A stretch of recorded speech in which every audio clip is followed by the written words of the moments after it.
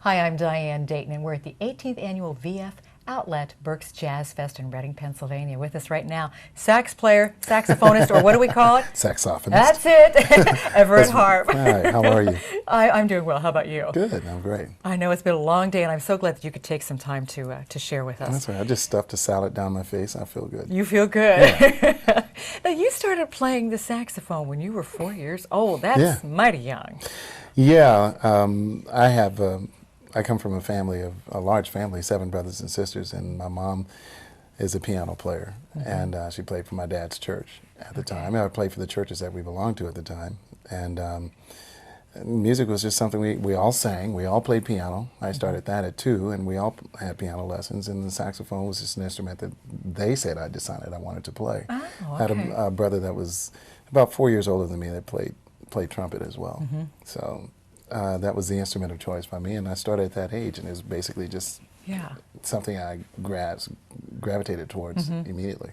And you grew up in the Houston area, right? Right, Okay. Houston born and raised. Houston born and raised. But I've been in Los Angeles for about 21 years now. Okay, yeah, I made the transition. When did you decide, or how did it happen, that you took this music that you were playing as a child and you thought let's make a career out of this, let's make money out of it? For me, it just kind of happened. I mean, a lot of people have aspirations of doing certain things for a living, doing music for a living, or making money with that. When I was in college at North Texas State, it was an interesting experience. I was always taught to work for a living.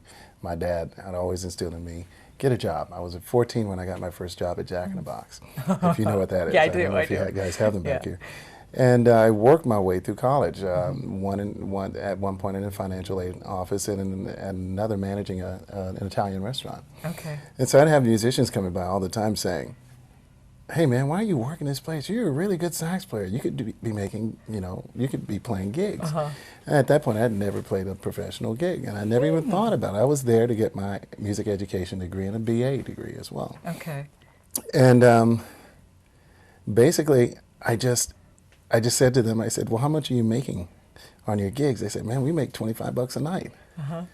I said, dude, I make $250 a week, or $300 a week, whatever I was making. I said, $25 a night is nothing. I couldn't survive on that, so I never really thought about being a musician for pay. It was just what we did. After college, I was working as an accountant for about 6 months, but at the same time, I was going out and sitting in with a band in Houston of friends of mine, and they eventually offered me a job. And I said, well, how much will I make a week?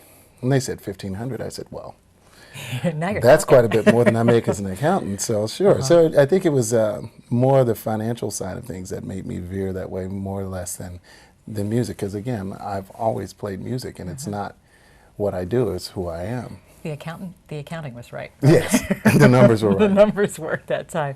You have a new CD. Yes. My Inspiration. Tell me about that CD. Well, the CD is a dedication to my father. It's my father who passed in February of last year. Okay. And of '07. And basically he was the biggest inspiration in my life. He and my mom, I should say. How so, Everett? How so?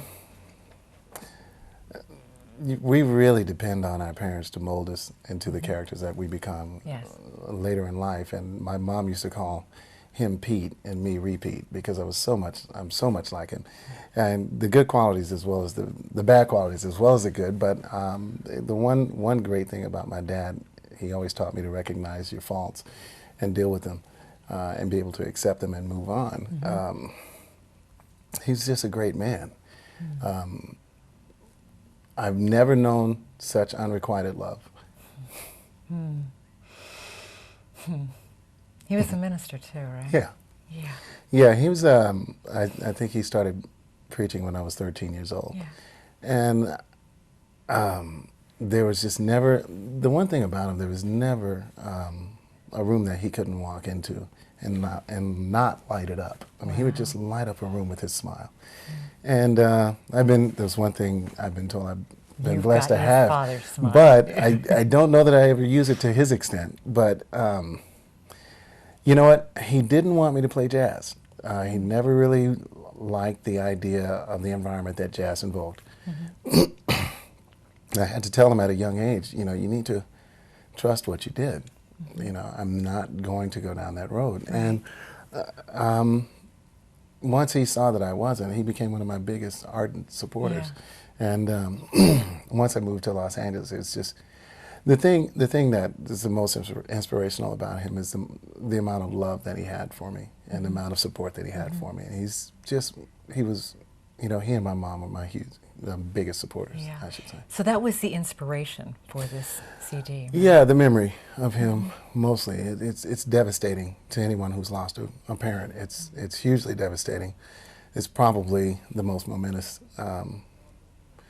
situation in my life. And thinking at one point in time that I might not ever recover, I didn't want to play. I just played golf for almost a year. You know, I just did not want to play music. I didn't want to do anything. I'll say I stopped short from a state of depression, but you know, as you would expect, it's very devastating. Yeah, it is. Well, your roots too are gospel and soul. So that's a flavor of what you do with this CD too, isn't it? Yeah, well, it is a bit more jazzy. You know, a lot of people, I have 8 CDs, and if they've listened to any of the previous CDs, I'm really energetic and yeah, it's very energetic. A lot of R&B and soul flavor in it, but you know, I'm all over the place. I'm very eclectic with my music and the songs that I write. In this case, this was a bit more focused. We had a sound that we went for on this record. That was more of a live feel, a live sound, and we used all the same musicians. We cut the record in 2 days. Oh my! Okay. And with the band, so it was really cathartic for me. It was a release with working with the guys, and then I remember in the session just saying, at one point there's a song that I wrote called "In My Father's Eyes," and I remember saying in the session and describing to the guys what the song was about, and it was absolutely one of the most inspirational moments I've had in the studio. It was wonderful. Wow. Wow. Well, I think you answered my question. What I was going to ask, what's really important to you? And I think some of these elements in your family. Family is absolutely important to me. I spent an early part of I have a 19-year-old daughter. In the first 3 years of her life, she didn't even know who I was because I spent the majority of that time on the road. And when I came home after 3 years and said, "Come to Daddy," she looked at her mom and said, "Do I have to?" And so it was then that I actually, and my solo career was really jumping off at that point. It was right then that I just said, you know, I had to look at what's most important here. And my wife was working at the time. And I decided to stop touring as much, maybe tour about 5 or 6 months, majority out of the year, and then spend the rest of the year, you know, time with her. And it worked out. I have a wonderful daughter. I have a wonderful wife for 21 years. That's and great. I'm very happy with that. Congratulations. Thank you. Much success to you. Thank you very much. Yeah, and you have a website too. What is that? EveretteHarp.com, It's real easy. or MySpace. Okay. It'll take you there as well. Okay, we can check you out there. Thanks so much, and look forward to hearing you play at the Berks Jazz Fest. Thank you, Diane. Everette Harp, we're here at the 18th Annual VF Outlet Berks Jazz Fest.